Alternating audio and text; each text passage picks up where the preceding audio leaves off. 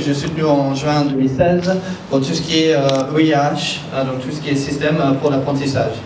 Donc la thèse était donc, sur plusieurs aspects, donc tout ce qui est ingénierie des connaissances, tout ce qui est ressources éducatives libres et puis tout ce qui est ressources adaptives. Donc je vais parler plutôt de la deuxième et la troisième partie aujourd'hui.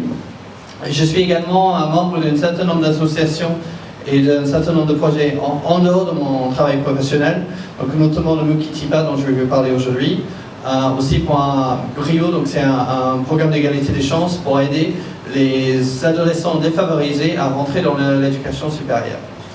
Et plus récemment, donc d'école, donc qui est spécialement prévue pour des adolescents qui sont surdoués et qui ne se retrouvent pas dans les systèmes éducatifs et qui sont souvent en décrochage scolaire. Donc nous allons essayer de trouver des solutions pour s'adapter justement à chacun de ces adolescents.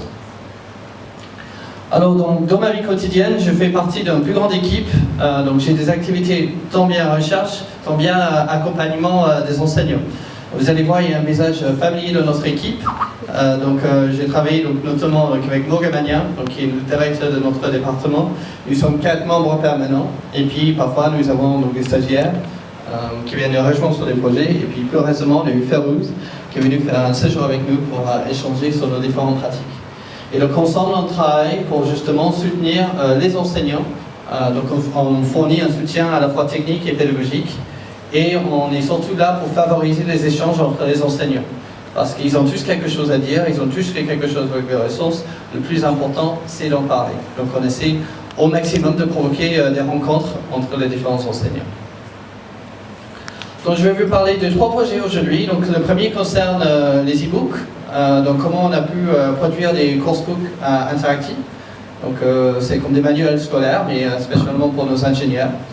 Après, sur une ressource qui était un projet qui était un peu plus ambitieux, donc comment mettre en place des ressources personnalisables pour nos ingénieurs, donc de tous niveaux confondus.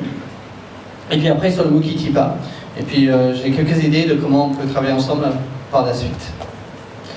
Donc pour commencer, donc les manuels scolaires, on a travaillé sur des manuels scolaires sous un format qui s'appelle EPUB.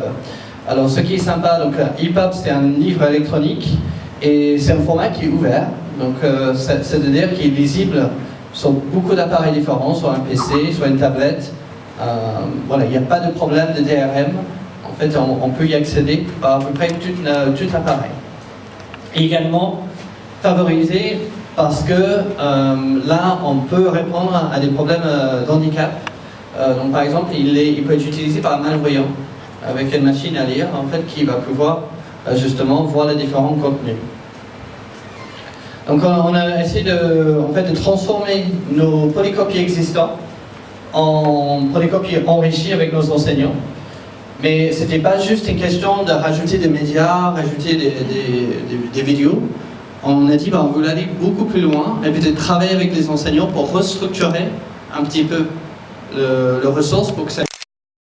Parce qu'on est face à des publics de plus en plus hétérogènes.